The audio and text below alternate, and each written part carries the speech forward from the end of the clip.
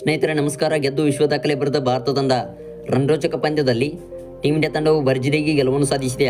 ವೀಕ್ಷಕರ, ಇವತ್ತಿನ ಕ್ರಿಕೆಟ್ ಸುದ್ದಿಯನ್ನು ತಿಳಿಯುವುದಕ್ಕಿಂತ ಮುಂಚಿತವಾಗಿ ನೀವು ನಿಜವಾದ ವಿರಾಟ್ ಕೊಹ್ಲಿ ಮತ್ತು ಟೀಮ್ ಇಂಡಿಯಾ ತಂಡದ ಅಭಿಮಾನಿಗಳಲ್ಲಿ ಒಬ್ಬರಾಗಿದ್ದರೆ ದಯವಿಟ್ಟು ಈಗಲೇ ಬಿಡಗೊಂದು ಲೈಕ್ನ ಮಾಡೋದ್ರ ಮೂಲಕ ನಿಮ್ಮೊಂದು ಅಭಿಮಾನಿತನವನ್ನು ವ್ಯಕ್ತಪಡಿಸಿ. ವೀಕ್ಷಕರ, ಇಂಗ್ಲೆಂಡ್ ವಿರುದ್ಧ ನಡೆಯುತ್ತಿರುವ 5 ಪಂದ್ಯಗಳ ಟೆಸ್ಟ್ ಸರಣಿಯಲ್ಲಿ ಇದೀಗ ಟೀಮ್ ಇಂಡಿಯಾ ತಂಡವು 3 ಪಂದ್ಯಗಳನ್ನು ಗೆದ್ದುಕೊಂಡಿದೆ. ವೀಕ್ಷಕರೇ, ಒಂದು ಪಂದ್ಯದಲ್ಲಿ ಇಂಗ್ಲೆಂಡ್ ತಂಡವು ಗೆದ್ದುಕೊಂಡರೆ ಇನ್ನು ಉಳಿದ 3 ಪಂದ್ಯಗಳನ್ನು ಟೀಮ್ ಇಂಡಿಯಾ ತಂಡವು ಗೆದ್ದುಕೊಂಡು ಸರಣಿಯನ್ನು ವಶಪಡಿಸಿಕೊಂಡಿದೆ. ಹೌದು ವೀಕ್ಷಕರೇ, ಭಾರತ ಹಾಗೂ ಇಂಗ್ಲೆಂಡ್ ನಡುವಿನ 4ನೇ ಟೆಸ್ಟ್ ಪಂದ್ಯದಲ್ಲಿ ಟೀಮ್ ಇಂಡಿಯಾ ತಂಡವು ಅದ್ಭುತವಾದ ಗೆಲುವು ದಾಖಲಿಸಿತು. ವೀಕ್ಷಕರೇ, 4ನೇ ಟೆಸ್ಟ್ ಪಂದ್ಯದ ಮೊದಲ ಇನ್ನಿಂಗ್ಸ್ನಲ್ಲಿ ರವಿಚಂದ್ರನ್ ಅಶ್ವಿನ್ ಮತ್ತು ಕುಲ್ದೀಪ್ ಯಾದವ್ ಅವರು ಅದ್ಭುತ ಪ್ರದರ್ಶನ ನೀಡಿದ್ದಾರೆ.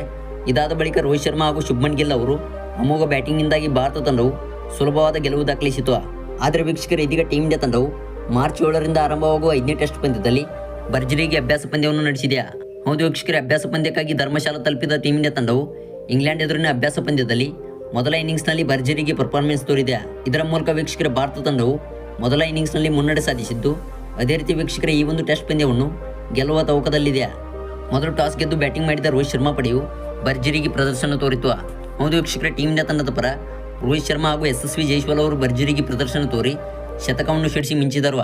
ಇತ್ತ ವೀಕ್ಷಕರ ಮೊದಲ ದಿನಾಟದ ಮೊದಲ ಸೆಷನ್ ಹಾಗೂ 2ನೇ ಸೆಷನ್ನಲ್ಲಿ ಭಾರತ ತಂಡವು ಭರ್ಜರಿಗೆ ಪ್ರದರ್ಶನ ತೋರಿ ಅದೇ ರೀತಿ ವೀಕ್ಷಕರ 3ನೇ ಸೆಷನ್ನಲ್ಲಿ ಇಂಗ್ಲೆಂಡ್ ತಂಡವನ್ನು 85 ರನ್ಗಳಿಗೆ ಆಲ್ಔಟ್ ಮಾಡಿತು.